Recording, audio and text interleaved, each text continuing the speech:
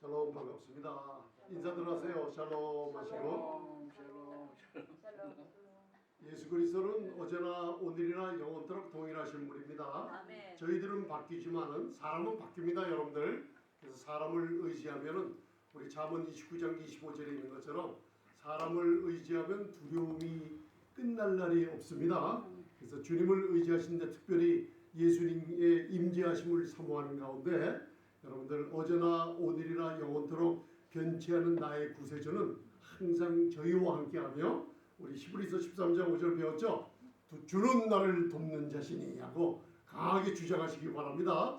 그 말씀을 할 때마다 많은 분들이 하나님이 날 사랑하는 걸 알고 계시지만은 그 임재를 자꾸만 강구할수록 주님께서 옆에서 도우시는 역사가 많이 일어나게 됩니다.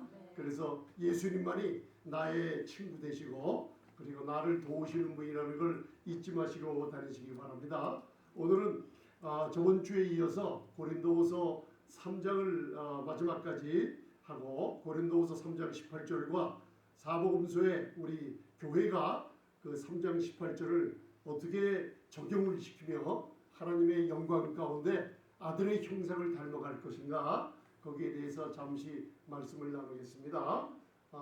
말씀이 길어지니까 여러분들 피곤할 것 같아서 제가 말씀을 될 수 있는 대로 간단하게 요약해서 여러분들 성령님께서 여러분들 심령에 좋은 것을 심어줄 그 정도로 하겠습니다. 성령님께서 역사를 강하게 하십니다. 할렐루야. 그래서 오늘은 마태복음 17장 2절이 여기 써져 있습니다. 그래서 그걸 한번 바라보시면서 한번 봉독하시겠습니다.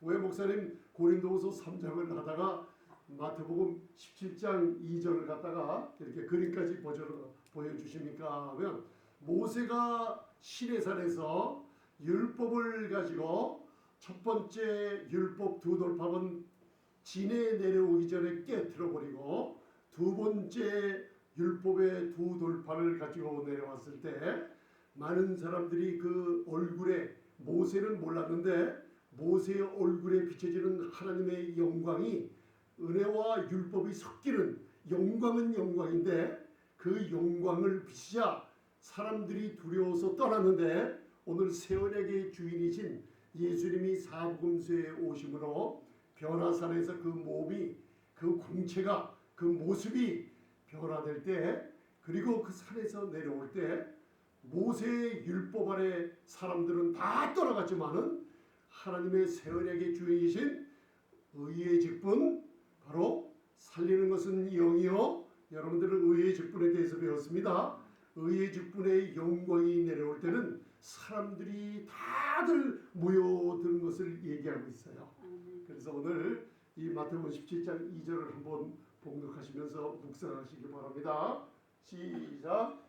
저희 앞에서 변형이 되사 그 얼굴이 해같이 빛나며 옷이 빛과같이 휘어졌더라. 해같이 빛나며 그죠? 계시록의 모습이 나오죠. 옷이 빛과 같이 휘어지는 하나님의 영광의 모습을 누가 봤어요?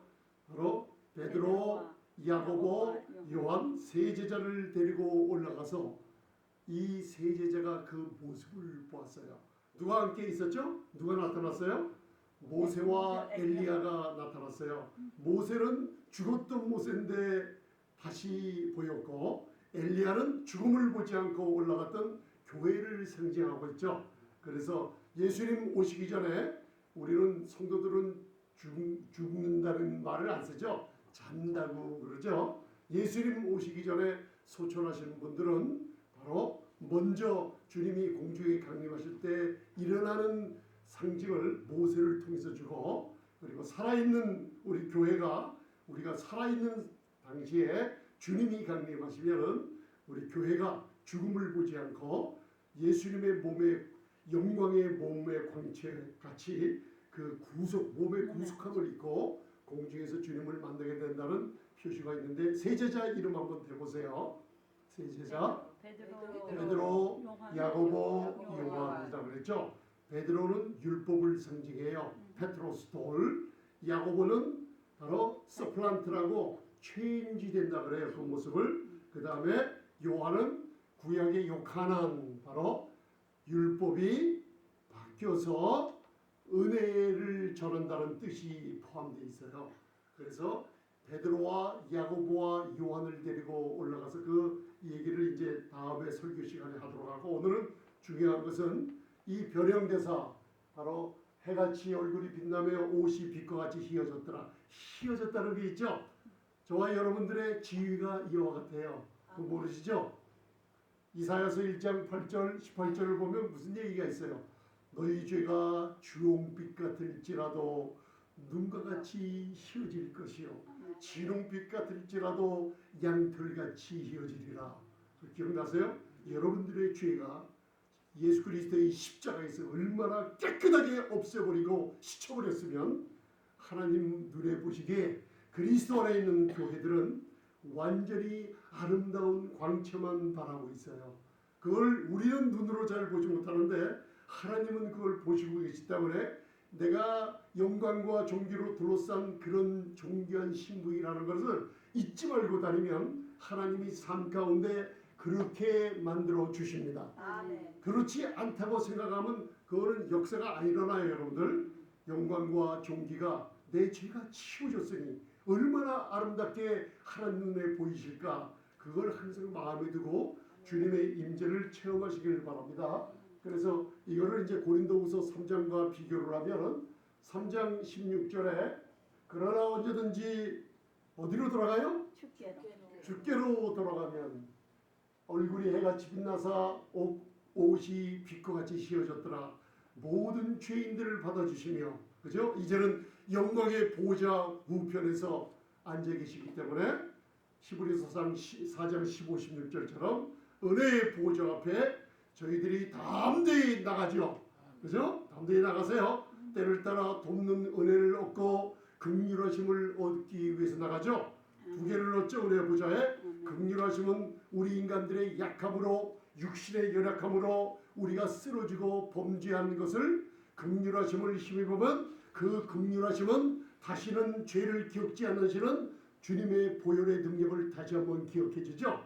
은혜라는 게 뭐예요? 우리는 받을 자격이 없지만은 또 은혜의 보좌 앞에 나가면은 받을 자격 없는 우리들을 또 놀라운 하나님의 은혜로 공급해 주시는 놀라운 은혜의 보좌입니다. 그래서 이 놀라운 모습을 그러나 언제든지 어디로 돌아가요?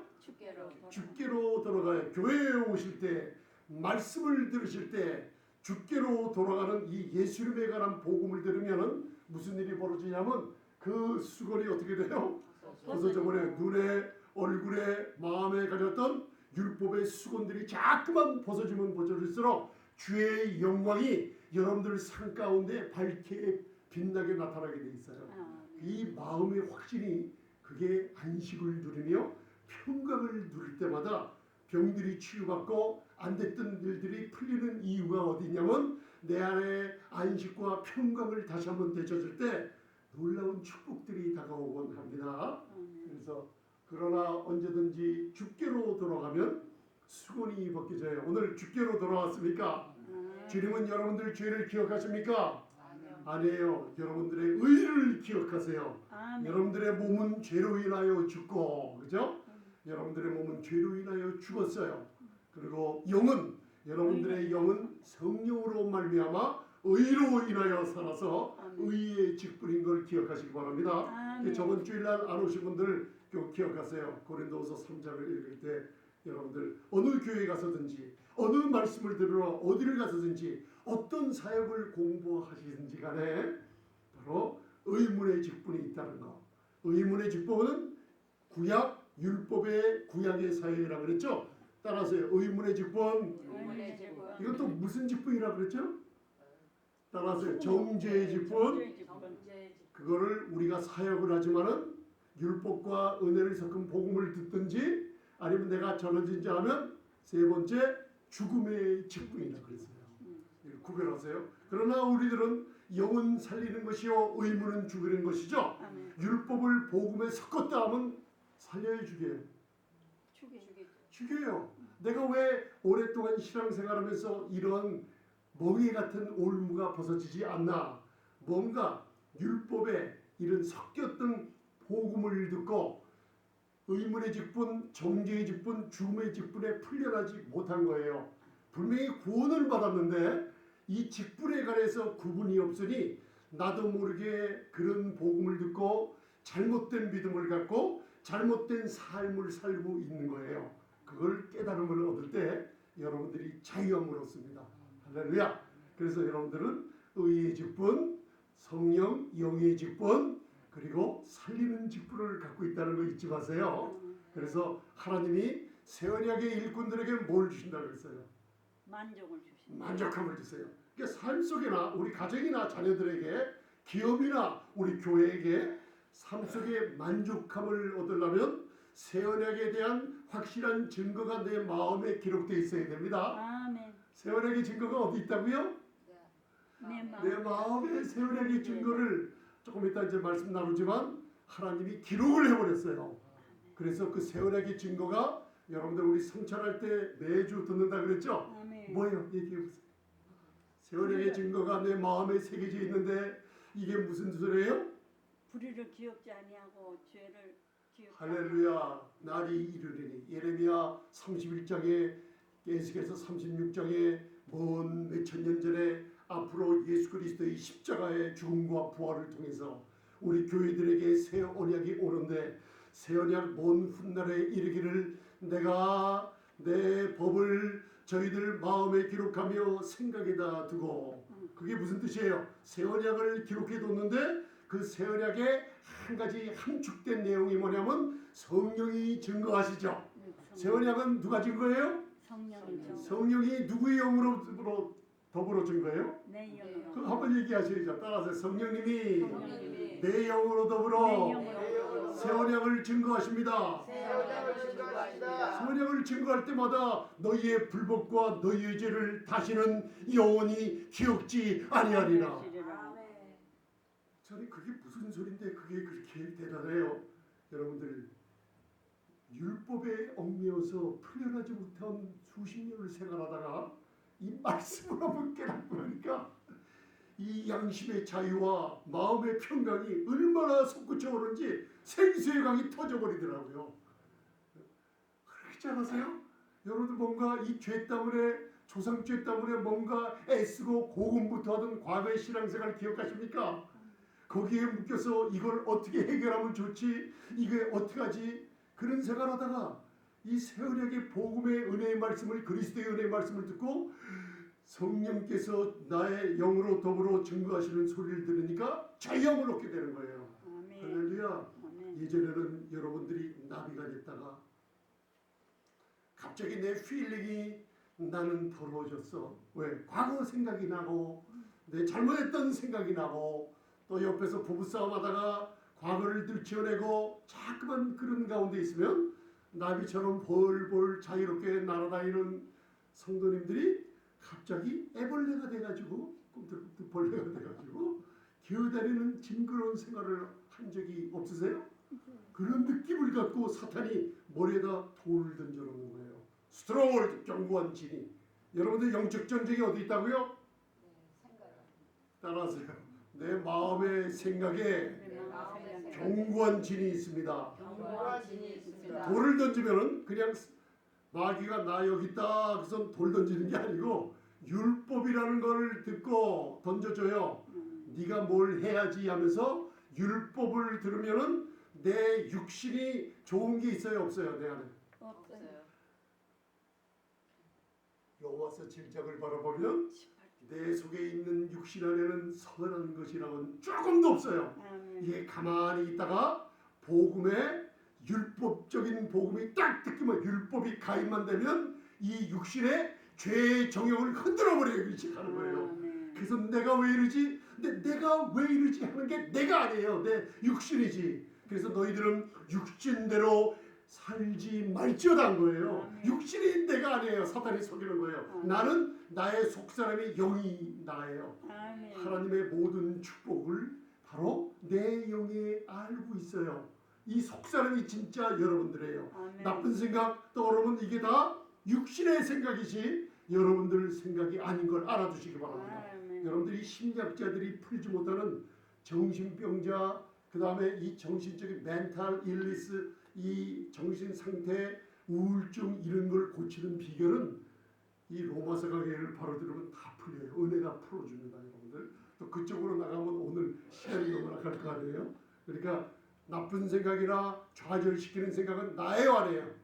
아니요. 누구예요? 내 육신의 생각에 마귀가 돌을 던져놓는 거예요. 할렐루야. 그래서 오늘도 주께로 돌아왔으니 수건이 벗어지는 시간이 될 줄 믿습니다. 자, 시편 37편 5절 오늘 우리 생명의 빛교회 성도님들 이거 가지고 여러분들 진리 가운데 행하시기 바랍니다. 아멘. 문제가 생기면 내 문제를 내가 어떻게 풀지? 여러분들 못 풀어요. 그 다음에 어휴 당신 큰일 났어. 어떻게 하지? 너나 나나 똑같아요. 예수님뿐이 없어요. 자, 주께로 돌아오게 하면 주께서 다 수건을 벗겨주시죠. 아멘. 수건을 벗겨주면은 예수님을 밝히 보는 시간이에요. 그래서 무엇을 할까 할 때 진리의 말씀대로 행하는 믿음 가지시기 바랍니다. 아멘. 이걸 적용을 시키세요. 할렐루야. 그래서 시편 37편 5절 자 봉독하세요. 시작. 너의 길을 여호와께 여호와께 맡기라. 저를 의지하면 저가 이루시고 자, 이 주제가 누구예요? 너의 길을 여호와께 맡기라. 누구 길? 나의 길. 그러니까 주제가 나예요. 나. 나. 그죠? 목사님 기도를 했는데 왜 응답이 없네요? 기도를 했는데 응답이 없는 이유는 나의 염려, 근심, 걱정 모든 문제들을 내가 말씀대로 어떻게 해야 되는 방법을 알아야 돼요. 그 방법을 모르면 유익함이 없습니다, 여러분들. 그걸 하나 오늘 찾게 해주는 말씀이에요. 여러분들 이 주체는 나예요. 아멘. 너의 길을 그러니까 누가 맡겨야 돼요? 내가 맡겨요. 할렐루야. 기도를 하는 방법이에요. 이런 것들이 너의 길을 누가 맡긴다고요? 내가 내 길을 주님이 맡겨요? 아니에요. 여러분들이 뭔가 할 일을 해야만 돼요. 그걸 어렵게 만들어 놓지 않았어요. 입을 줬다 그랬죠. 너의 길을 여호와께 맡기라. 제가 이 다른 번역이 킹제임스 버전도 좀 알맞는데 이 영스 리터럴 트랜슬레이션 보니까 아주 잘 영어로 설명돼 있어요. Roll on Jehovah thy way. 너의 길을 roll to Jehovah. 언약의 새 언약의 하나님이신 여호와 하나님께 너의 길을 굴려버려라. 던져버려라는 뜻이에요. 무슨 얘기인지 아세요? 맡기라는 뜻을 그냥 맡기다고만 아니고 여러분들 것을 문제를 어떻게 해요? 던져버려요. 지금 여러분들 우리 자녀들 던져버리세요. 주님께. 아멘. 아멘. 돈 문제도 던져버리세요. 그냥. 아멘. 내 근심, 걱정. 그래서 마귀가 산길자를 찾는다 그랬죠. 아멘. 마귀가 누굴 찾아요? 삼킬자. 그러니까 우리들은 삼키지 못할 자가 되야죠. 아멘. 할렐루야. 아멘. 그러니까 구분이 되십니까? 이거는 불신자와 신자들 차이가 아니에요. 성도님들 안에 마귀가 삼킬 자가 있고 삼키지 못할 자가 있어요. 베드로전서 5장 8절 배웠죠? 제가 시간이 없어서 그냥 지나와서 성령님께서 지금 생각을 나게 해주시네요. 그게요. 그죠? 너의 길을 여호와께 맡기라 그랬는데 마귀가 울은 사자처럼 삼킬 자를 찾는데 가만히 보면 저도 삼킴당할 때가 많고 여러분들도 삼킴당할 때가 많아요. 왜 그래요? 삼킬 그런 일을 내가 하고 있는 거예요. 생각을 하고 내가 마귀의 두려움과 근심을 동조하고 내 근심인 줄 알고 따라다니면 이미 내가 삼킨 바 됐어요. 그죠? 그래서 너의 길을 바로 너의 염려를 베드로전서 5장 7절에 너의 염려를 주께 맡기라. 염려를 주께 맡기면은 저가 너희를 돌보시리라 그랬어요. 아멘. 그리고 헬라어의 돌보시리라는 얘기는 그냥 돌보신다는 게 아니에요. 너를 빨리 붙잡아다가 전능하신 주님의 품 안에 안아서 애정으로 다듬어 주시며 돌보 주시며 보호해 주신다는 뜻이에요. 아멘. 그러니까 염려를 주께 뭐예요? 맡겨라. 맡겨야 돼요. 맡기는 게 한번 따라하세요. 가랄. 가랄이라는 히브리어가 한번 이거 한번 보세요. 참 우리가 저 하가라는 묵상을 배워서 그래요. 자, 김멜 가서 김멜, 김에. 라멜, 아멘. 라멜. 아멘. 이게 라멜이 두 개가 있어요. 요게 김멜은 낙타처럼 생겼죠. 요게 트랜스포테이션이라는 뜻이에요. 히브리어 설령 문자에 뭘 운반하다는 뜻이에요. 뭘 운반하냐? 이 라멜 두 개는 뭐냐면 라멜이라는 뜻은 배우다라는 뜻이에요. 뭔가 누가 가르치면 배우다. 이게 무슨 뜻이에요? 운반하는 걸 자꾸만 배우는 거예요. 뭐 어디로 누가 누구를 운반해요? 내 염려를 주님께 내어 던지는 운반을 시켜버리세요. 그래서 이 가랄이라는 히브리어 렉시콘을 찾아보면 이게 또 무슨 뜻이냐면 run down. 이게 뭐예요? remove. 너의 염려를 없애버리라는 뜻이에요. 어떻게 없애버리죠? 염려는 어떻게 없애버려요? 내 근심, 걱정, 돈 걱정, 병 걱정, 내일 걱정, 자녀 걱정, 부인 걱정, 남편 걱정, 회사 걱정, 이게 리무브 시키라는 게 뭐예요? 내 삶에서 없어져야 되는 거 아니에요? 그죠? 없어지니까 이걸 어떻게 없애요 이걸? 땅에다 떨어뜨려요? 내가 여호와 주님 앞에 던져버리세요. 손 좀 이렇게 내버리세요. 자, 여기 이렇게 하시고, 자, 내 염려 내 염려 주님께 던져버립니다. 주님께 던져버립니다. 그럼 염려가 어디 갔어요? 주님께 가 그러니까 가라를 리무브 없애버렸어요 이걸. 너의 돈 걱정 주님께 맡깁니다. 던져버리고 아주 완전히 치워버리고 달려가서 그렇게 맡겨버리면 내가 가진 게 없어요. 그러면 나한테 가진 거는 좋은 것만 주님이 주세요. 그러니까 내가 할 일은 뭐예요? 맡기세요. 자꾸만. 느낍니다. 아침에 일어나서 주의 길을 여러분들 염려, 근심, 돈 걱정 모든 거 맡기시기 던져버리시기 바랍니다. 아멘. 던져버리는 만큼 마음의 평강을 하나님이 주시며 축복해 주십니다. 여러분들. 아멘. 잊지 마세요. 던지는 거. 자, 고린도후서 3장 1절 보도하세요. 굉장히 오늘 저번 주에 이어서 고린도후서 자, 고린도후서는 13장까지 있어요. 오늘 3장 배우는데 고린도 교회에 보내는 편지는 고린도 전서와 고린도 후서가 있어요. 사도 바울이 교회 생활을 가장 아름답게 설명을 하고 성령의 감동으로 또 그리고 고린도 후서에는 세 부분으로 나눠주는데 특별히 이 사도 바울이 어떤 사역을 하는가 고린도후서 1장서부터 고린도후서 1장서부터 5장까지 바울의 사역에 관해서 얘기하는 거예요. 6장서부터 9장은 바로 하나님 교회에다가 권면하는 편지고 10장서부터 마지막 13장까지는 사도권에 대한 방어, 보호를 하는 말씀으로 끝나요.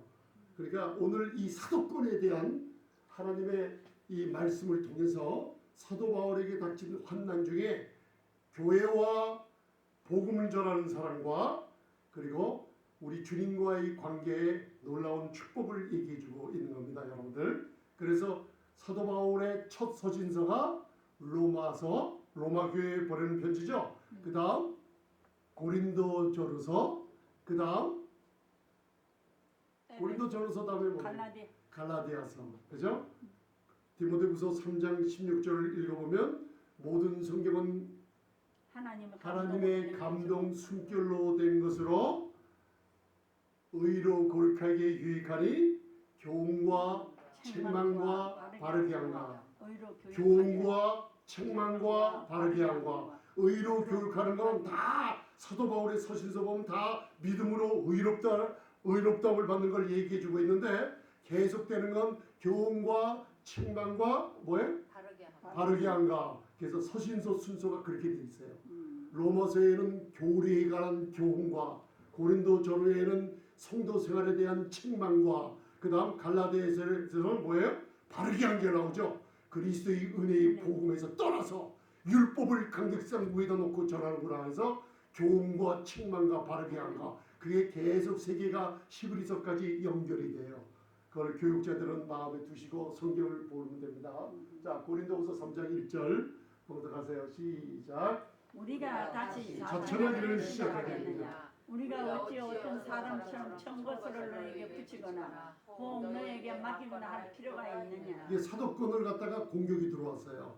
왜냐하면 사도 바울이 있을 당시 예루살렘에서는 마띠아를 포함해서 죽은 자살한 가룟 유다 대신에 12사도 그 다음에 11사도는 예수님 살아 당시에 함께 동행했던 사도로서 사도권을 인정받았어요.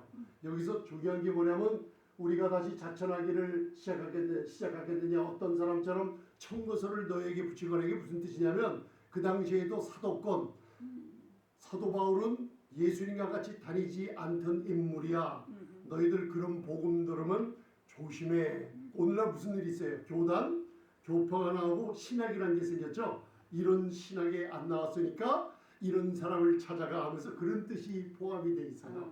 파가 나눠져 있고 그래서 사도 바울의 사도권을 강하게 부인하는 자들이 유대주의에 속한 사람들이 죽을 때까지 사도 바울을 쫓아다니면서 죽이려고 그러고 비방을 했죠. 그래서 바울의 가시는 여러분들 병이 아니라 이 복음을 회방하는 유대주의의 역사이기 때문에 바울의 가시라 그러는 거예요.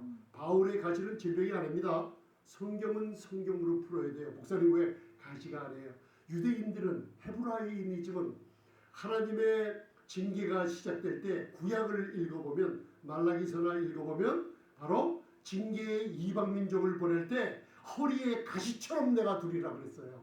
그래서 가시라는 건 질병을 얘기하는 게 아니라 바로 나라나 개인들이 잘못했을 때 하나님이 가시 같은 이방 민족을 통해서 깨닫게 해서 돌이키려고 그런 가시를 줬어요. 그래서 고린도후서 12장을 잘 읽어보면 고린도후서 10장과 12장 사이에 사도 바울의 가시가 질병이 아니라 유대주의자들의 공격이 들어오는 것을 얘기하고 있어요. 그걸 마음에 두시기 바랍니다. 아멘. 그래서 청것을 붙이는데 많은 유대주의자들이 은혜의 복음을 강하게 전하니까 사도 바울이 전한 게 뭐예요? 예수 그리스도와 십자가의 죽음과 부활을 강력하게 전했기 때문에요. 유대주의자들이 너무나 율법주의자들이 방해하고 나섰던 거예요. 그렇죠? 그래서 청고서가 나에겐 필요 없다. 바로 너희가 나의 청고서라 그러면서 왜 청고서예요? 그러니까 너희가 우리의 편지라.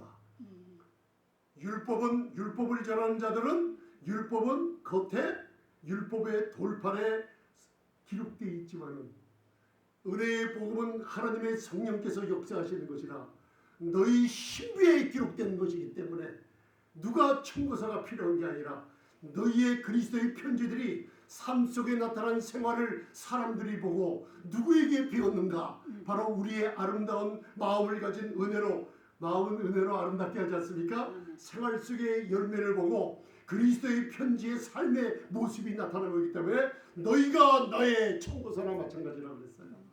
이해가 가십니까 여러분들? 율법을 전하는 사람 앞에는 열매들이 없습니다 여러분들. 그러나 은혜의 성령은 여러분들 삶 속에 그리스도의 편지를 나타내게 합니다. 그래서 고린도후서 3장 2절 3절에 너희가 우리의 편지라 우리 마음에 썼고 뭇사람이 알고 읽는 바라. 여러분들을 누가 읽어요?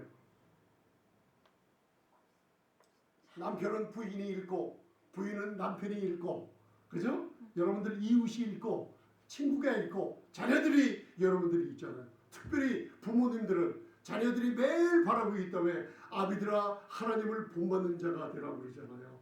그래서 하나님을 본받으시기 바랍니다. 여러분들은 매일매일 복음서 사도행전을 연관시켜가지고 복음의 놀라운 축복을 들으면서 신비에다가 복음을 기록하고 다니는 게 있습니다. 할렐루야. 따라서 나는 그리스도의 편지입니다. 그리스도의 편지입니다. 무슨 편지라고요? 그리스도의 편지. 어떤 다른 이 버전에서는 나는 그리스도의 사랑의 편지라고 나와 있어요. 너희는 그리스도의 사랑의 편지라고 그랬어요. 편지는 어디에 집어넣어요? 봉투. 편지는 봉투 안에 집어넣어요. 거기에는 주소가 써져 있어요. 천국의 주소가 써져 있고 무사람이 알고 읽어요. 여러분들은 그리스도의 사랑받은 편지입니다. 아멘. 그래서 먹으로 쓴 것이 아니요 오직 살아계신 하나님의 영으로 한 것이며 할렐루야. 하나님의 뭘로 해요? 성령. 영으로 한 것이에요. 예수님이 요한복음 6장 63절에 내가 너에게 이룬 말은 영이요 생명이라 그랬죠. 아멘. 성령과 생명은 은혜의 복음을 들을 때 우리 육의 신비에 새겨지면서 새 언약의 일꾼이라는 걸 확인돼 있으면서 죽음의 직분에서 떠나게 돼 있어요. 정죄의 직분에서 떠나게 돼 있고 의문의 직분에서 떠나게 돼 있습니다, 여러분. 그래서 사람들에게 영의 새로운 것으로 전파되는 은혜를 전하게 될 줄 알아요. 왜? 여러분들 마음에 율법이 기록돼 있습니까? 아니요. 뭐가 기록돼 있어요? 영으로. 영의 육의 신비에 기록된 그리스도의 아름다운 편지이기 때문에 그리스도의 은혜의 복음 새 언약의 놀라운 축복이 기록이 돼 있어요. 할렐루야. 이 새 언약이 기록돼 있으면 기뻐요, 슬퍼요? 기쁘죠. 예, 이게 삶 속에 나타나요. 제가 여기에 대해서는 말씀을 많이 하겠지만 이게 구약으로 연결시키면 여러분들 자꾸만 남의 편지 들여다보지 말라 그런 거예요. 여러분들 무슨 일이죠? 자꾸만 남의 편지 들여다보지 마세요. 무슨 얘기인지 아세요? 마귀가 여러분들의 편지를 들여다보기를 원해요. 그러나 여러분들 마음은 마귀가 모릅니다. 여러분들 언제 알아요? 이 편지가 겉봉을 눌고 아 염려가 되네, 아 근심이 되네, 아이고 두야 미쳐 죽겠어, 재밌어 죽겠어, 맛있어 죽겠어, 입으로 자꾸만 죽겠어, 부정적인 얘기, 말씀에 관한 믿음의 얘기가 아니라 다른 걸 자꾸만 얘기하면 그때 마귀가 그 편지를 들여다보고 잡아먹어요. 무슨 얘기인지 아시죠?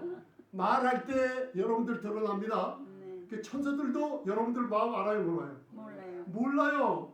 여러분들이 얘기할 때 알기 때문에 예수님의 이름으로 질병은 치유받고 귀신은 떠나가고 입으로 얘기할 때 천사들이 하나님이 즉각 얘기해서 천사들로 하여금 일하게 만드세요. 그래서 여러분들이 말을 하는 게 주의하라는 거예요. 아멘. 네? 그래서 여러분들 놀라운 축복이죠. 돌비 쓴 것이 아니요 오직 육의 신비, 바로 우리 마음 중심, 우리 영에다가 기록이 되어 있었기 때문에 새 언약을 잊지 말고 다니시기 때문에 아멘. 네? 율법에 속한 자가 아니요 하나님의 성령이 내 영으로 더불어 하나님을 아바 아버지라 부르게 하며 항상 새 언약의 일꾼으로 만족을 얻게 하시며 그리고 내가 쓰러져도 너희 죄와 불법을 다시는 기억치 아니하리라 할 때마다 다시 일어서서 하나님 앞에 내가 비록 쓰러졌지만 아버지 저를 용서해 주시고 다시 한번 세기를 내주심을 감사합니다 하면서 다시 서서 좌절하지 않고 나갈 수 있는 것이 우리 새 언약의 놀라운 축복이에요. 네? 그래서 우리는 모세가 이스라엘 자손들로 고린도서 3장 13절에요. 없어질 것의 결국을 주목지 못하게 하려고 수고를 그 얼굴에 쓴 것 같이 아니하노라. 우리 새 언약의 일꾼들은 영의 직분에 가진 사람들은 모세와 같이 아니에요. 이게 무슨 뜻이에요? 모세가 자기 얼굴에 율법에 없어질 영광이 나타나서 사람들이 도망가는 걸 알았죠. 그래서 사람들 앞에 나갈 때 얼굴에다가 수건을 쓰고 다녔어요. 그죠? 이게 사람들이 무서워할까봐 가는 게 아니에요. 유명한 테일러라는 하나님의 사람 학자가 있었어요. 리빙 레더라고 살아있는 편지라는 그분의 책에 글 쓴 걸 보면 우리가 모세가 없어질 영광을 보지 못하게 하려고 수건을 쓴 것처럼 그리스도를 가리는 사람들이 아니라 율법에 없어질 영광을 나타내는 게 아니라 우리 새 언약의 더 큰 영광을 드러내기 위해서 밝은 그리스도의 모습을 우리 사역자들이 사람들에게 나타낸다고 그랬어요. 우리는 수건을 쓰고 전해요? 율법을 쓰고 전하는 사람들이 아니에요. 새 언약의 영광, 살리는 영의 직분을 얼굴에 수건을 걷어들고 그리스도를 밝히 전하는 사람들인 줄 믿습니다. 네, 그래서 이거는 저번 주에 다 배운 것들이에요. 수건이 오히려 벗어지지 않고 있다고 그랬죠. 모세의 글을 읽을 때 여러분들 많은 사람들이 아직도 수건을 벗어지지 않고 은혜를 전하지 못하고 그리스도의 영광을 전하지 못하고 예수님을 바로 전하지 못하고 율법을 전하니 문제가 생기는 거예요. 그죠? 그러나 출애굽기 32장 하면 무슨 얘기가 나와요?